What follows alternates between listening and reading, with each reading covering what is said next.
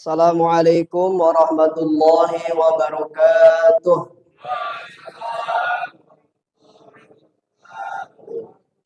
Bismillah walhamdulillah wassalatu wassalamu ala Rasulillah la haula wala quwata illa billah amma ba'du. Qala Allah ta'ala fi kitabihil karim wa huwa asdaqul qailin. A'udzu billahi minasy syaithanir rajim. Bismillahirrahmanirrahim. Syahrul Ramadan alladzi unzila fihi al-Qur'an hudan lin-nasi wa bayyinatin minal huda wal furqan. Al-ayah. Bapak Ibu sekalian, jamaah Musalla Nurul Iman yang dimuliakan Allah Subhanahu wa taala. Puji syukur marilah kita sama-sama panjatkan kehadirat Allah Subhanahu wa taala. Alhamdulillah malam hari ini akhir 10 awal ya. 10 awal bulan Ramadan yang mana dalam hadis Rasul disebutkan bahwa 10 awal ini adalah turunnya rahmat Allah Subhanahu wa taala. Mudah-mudahan Allah senantiasa memberikan rahmatnya untuk kita semua di bulan Ramadan yang mulia ini. Amin ya rabbal. Salawat dan salam kita sampaikan selamanya kepada junjungan alam baginda Nabi Muhammad sallallahu alaihi wasallam, kepada seluruh keluarga, para sahabat, para tabi'in, juga seluruh pengikutnya. Insya Allah hari ini, malam ini, dari seluruh pelosok dunia yang malam ini melaksanakan sunnah Rasul, salat sunnat tarawih, mudah-mudahan kita diakui sebagai umatnya yang mendapatkan syafaatul uzma di yaumil qiyamah. Amin ya rabbal alamin. Bapak Ibu sekalian, jamaah rahimakumullah. Malam hari ini saya akan menyampaikan kulsum. Orangnya kulsum. Kuliah 10 menit. Kalau lebih nggak marah Pak? Bonus. Mudah-mudahan bisa menjadi ilmu, mudah-mudahan bisa menjadi motivasi untuk kita di hari ke-10 besok sampai dengan akhir Ramadan, bahkan pasca bulan Ramadan nanti bisa kita amalkan. Amin ya rabbal alamin. Berangkat dari sebuah kisah dari ulama besar, namanya Syekh Yazid Al-Bustami. Syekh Yazid Al-Bustami ini ketika beliau wafat, ba'da wafatnya ini dimimpikan oleh seorang muridnya. Dalam mimpi tersebut, muridnya melihat Syekh Yazid Al-Bustami ini berada di tempat yang paling atas, di mana di bawahnya ini juga ada ulama, ada orang-orang yang soleh. Tapi beliau ditempatkan saat itu ada di atas mereka. Terheranlah muridnya Al-Bustami ini, Yazid Bustami ini, baru bertanya kepada beliau, "Wahai guruku, apa yang membuatmu seperti ini? Sehingga Allah itu memuliakanmu seperti ini?" Apa jawab Yazid Al-Bustami sebagai gurunya? "Wahai muridku, sewaktu saya hidup itu, waktu saya istirahat di rumah, di luaran rumah saya ini ada yang ribut. Mungkin yang cekcok, kalau dulu saya pernah ngalamin di rumah di Sukabumi itu, kalau musimnya anak SMK itu tawuran, itu ada orang yang lari ke rumah saya, ngumpet, cari keamanan, cari keselamatan. Nah ini sama nih, ada yang ribut, baru di situ ada yang ketok pintu saya. Assalamualaikum, assalamualaikum. Kemudian oleh Syekh Yazid Al-Bustami ini disamperin, dibukalah pintunya. Ternyata apa yang terjadi? Di situ ada seorang yang sudah tua renta mencari keselamatan. Tanpa berpikir panjang lebar, Yazid Al-Bustami langsung tarik, masukin orang itu ke rumahnya. Padahal dia tahu bahwa orang ini asalnya dari mana, siapa dia, baik ataukah tidak. Beliau nggak tahu. Tidak mikir ke sana. Pokoknya diselamatin aja. Ya, kemudian dia selamat, kemudian istirahat di rumahnya Syekh Abu Suami ini sampai tertidur lelap. Besoknya pagi hari, beliau Syekh Yazid Al-Bustami ini melihat keluar, buka pintu keluar sudah tidak ada orang. Udah aman. Barulah orang ini, tamu tadi, dipersilakan. Sudah untuk pergi. Di luar sudah aman. Kamu silakan lanjutkan perjalanan. Nah, amal itu dia membantu orang tersebut tanpa panjang lebar dia mikir dari mana asalnya, siapa dia. Bahkan amal itu sudah saya lupakan, kata Syekh Yazid Al-Bustami. Tidak pernah saya pikirkan. Itulah yang menjadikan Allah Subhanahu wa taala ternyata mengangkat derajat Syekh Al-Bustami ini, keadaannya seperti yang tadi digambarkan. Dia berada di atas orang-orang yang soleh di bawah. Ini sungguh luar biasa. Ini senada dengan hadis Rasulullah Sallallahu Alaihi Wasallam, la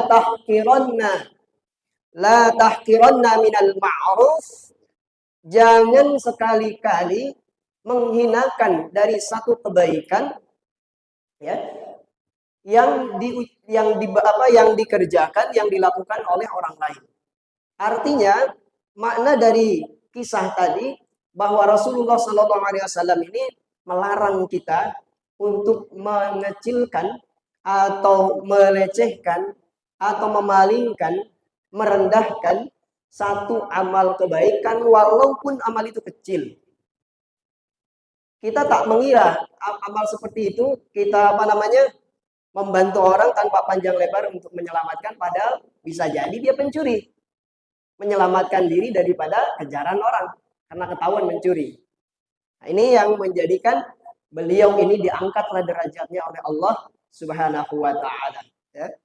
Nah, jadi dalam hadis Rasul pun dikatakan bahwa jangan kau menghina pemberian orang lain, walaupun yang dikasih itu hanya seutas tali, yang dikasih pun hanya sandal yang putus bahkan talinya, atau bahkan memberikan dia hanya satu cangkir air minum. Nah, kita tahu bahwa di bulan Ramadan pahala yang berlipat ganda, dilipat gandakan sampai dengan 70 kali lipat oleh Allah Subhanahu wa taala. Bahkan ada keistimewaan bagi orang yang memberikan buka puasa kepada orang yang berpuasa. Dalam hadis Rasul pun dikatakan, walaupun kamu memberikan satu biji kurma atau satu tegukan air, itu pahalanya luar biasa. Diberikan rahmat oleh Allah Subhanahu wa taala saat dia memberikan buka puasa dan diampuni dosanya oleh Allah Subhanahu wa taala. Dahsyatnya pahala Allah di bulan Ramadan bagi kita yang memberikan berbuka puasa untuk orang lain, ya. Jadi kalau ada di antara kita ini yang memberikan buka puasa ke mushola, ke masjid misalnya, kan kata sahabat begini, ya Rasul, dari kami ini tidak semua mampu untuk memberikan buka puasa. Apa kata Rasul jawab? Dengan bijaksana Rasul menjawab, walaupun kamu memberikan satu biji kurma, pahalanya sama dengan orang lain yang memberikan banyak makanan untuk berbuka puasa. Kalaupun kamu memberikan satu tegukan air, ya, kita beli satu kardus air minum, kita punya uang cuman segitu buat disedekahkan buka puasa orang lain. Cukuplah satu aqua ini simpan ke masjid. Besok 1-2 hari simpan lagi untuk diminum sama orang yang berbuka. Atau punya kurma. Tidak banyak kurma yang kita punya, tapi kita pengen bersedekah. Pengen mendapatkan keutamaan daripada memberikan buka puasa kepada orang lain. Maka 1 biji kurma taruh di masjid, 1 biji kurma besoknya taruh. Walaupun seperti itu pahalanya sama. Nah, jadi sekecil apapun kebaikan orang lain kepada kita, kalaupun misalnya kebaikan yang diberikan itu tidak sesuai dengan harapan yang kita inginkan. Bahkan Rasulullah SAW dalam satu kisah yang kedua, kisah seorang perempuan hitam yang pada saat itu dia adalah kerjanya itu tidak mulia, Pak. Bahkan mungkin diremehkan oleh orang lain. Saya ngalamin nih. Ya. Siapa dia? Namanya Ummu saya lupa namanya ya. Ummul Jahnah yang salah. Ini perempuan hitam yang bekerja ini dia hanya membersihkan masjidnya Nabi Sallallahu Alaihi Wasallam. Kalau sekarang apa namanya? Marbot. Marbot ini kadang-kadang dipandang sebelah mata. Direndahkan oleh orang lain, kerjanya hanya sebagai marbot. Padahal dalam hadis Rasul itu dimuliakan oleh Rasulullah SAW. Siapa yang membersihkan masjid, dia dengan ikhlas membersihkan masjid, dia menyapu, mengepel, membuang sampah dan lain sebagainya, itu dimuliakan oleh Rasulullah SAW. Satu ketika ini Ummu Janah ini meninggal dunia. Kemudian sahabat Rasulullah SAW itu nyamperin ke rumah Rasul. Saat itu Rasul sudah tertidur. Tidak beranilah ini sahabat untuk mengetuk dan membangunkan Rasulullah SAW. Sehingga pikir mereka, ya sudahlah, ini orang kok tidak terlalu penting bagi Rasul. Dan tidak terlalu penting juga bagi kita. Sudah kita kuburkan saja.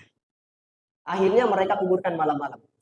Malam itu juga dikuburkan. Besoknya Rasulullah SAW ke masjid. Nyariin itu perempuan hitam. Kemana ini ya? Yang biasa beliau tahu bahwa ini perempuan hitam ini suka membersihkan masjid, tidak ada. Lalu ditanyalah oleh Rasul kepada para sahabat. Kemana perempuan itu yang suka membersihkan masjid? Kata mereka, dia sudah meninggal tadi malam. Dan kami kuburkan. Apa jawab Rasul? Dengan amarah. Ya. Rasul nahan amarah nih. Nahan amarah. Kali kalau dikeluarin, kenapa kau nggak kasih tahu saya? Kalau perempuan itu sudah meninggal. Nah, terakhir Rasul, di mana kuburannya? Tanyakan kepada para sahabat, Rasul, di mana kuburannya? Anterin saya ke sana. Saking marahnya Rasulullah SAW kepada sahabat, ya, nanyakan perempuan itu, lalu ingin Rasul menjumpai kuburannya. Barulah diantar. Ya. Nah kan jawab dari para sahabat itu kan, Rasul, ini perempuan nggak terlalu penting lah untukmu. Ya, tapi jawab beliau begitu. Mana kuburannya? Anterin saya ke sana. Baru diantarkan oleh para sahabat ini menuju kuburannya perempuan hitam tadi. Ya. Lalu setelah itu Rasul berdiri di hadapan kuburan perempuan tadi. Kemudian Rasul niat sholat jenazah di situ, sholat ghaib. Baru Rasul takbir menyolatkan Ummu Janah ini, perempuan hitam tadi, menyolatkannya di situ. Saking dimuliakannya oleh Rasulullah Shallallahu Alaihi Wasallam. Kalau sudah disolatin sama Rasulullah Shallallahu Alaihi Wasallam, dia bakal dirahmati oleh Allah Subhanahu Wa Taala. Dia bakal diampuni segala dosanya oleh Allah Subhanahu Wa Taala. Segala keinginannya yang di dunia belum terkabul, insya Allah di akhirat terkabul karena doa Rasulullah Shallallahu Alaihi Wasallam. Jadi itulah, ya, jangan pernah merendahkan kebaikan orang lain sekecil apapun kebaikan itu. Apalagi sekarang di bulan Ramadan. Ramadan syahrul khair. Ramadan itu adalah bulan kebaikan. Maka berlomba-lombalah kita dalam menunaikan, mengerjakan, melakukan kebaikan di bulan Ramadan. Dan jangan sampai kita memandang rendah, mengecilkan orang lain yang melakukan kebaikan walaupun dia kecil. Apaan dia cuma nyumbang 10.000 doang. Atau cuma nyumbang air satu tegukan atau satu aqua misalnya. Ya. Nah, bisa jadi karena kata Rasul 1 dirham itu bisa lebih hebat pahalanya daripada 100 dirham. Kenapa? Karena yang kita berikan kecil belum tentu di mata Allah itu kecil. Bisa jadi yang kita berikan kecil dengan ikhlas itu bisa membandingi 100 dirham. Menurut Allah itu mulia. Ya, jadi jangan pernah kita kalau kepunyaan kita cuma sedikit, terus kita mau sedekah itu malu, jangan pernah malu dengan sedekah yang sedikit. Yang penting ikhlas.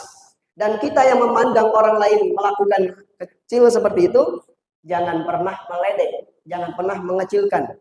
Bahkan dalam surat At-Taubah di ayat 79 Allah menyatakan firman-Nya, saat itu orang-orang kafir menghina orang-orang mukmin yang bersedekah.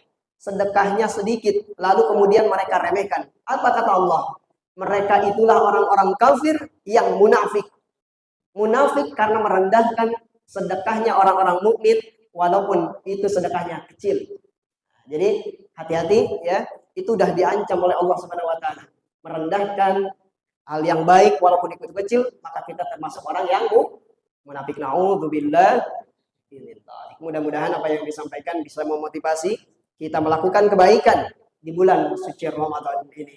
Dan ibadah-ibadah kita bulan suci Ramadan, sekecil apapun ibadah kita lakukan, mudah-mudahan ikhlas melakukannya dan diterima oleh Allah Subhanahu wa taala. Amin ya rabbal alamin. Demikian yang bisa disampaikan, mudah-mudahan bermanfaat dan menjadi motivasi kita dalam menjalani kehidupan di dunia ini, terutama di bulan suci Ramadan. Amin ya rabbal alamin. Allahul muwaffiq ila aqwamit thariq. Wassalamualaikum warahmatullahi wabarakatuh.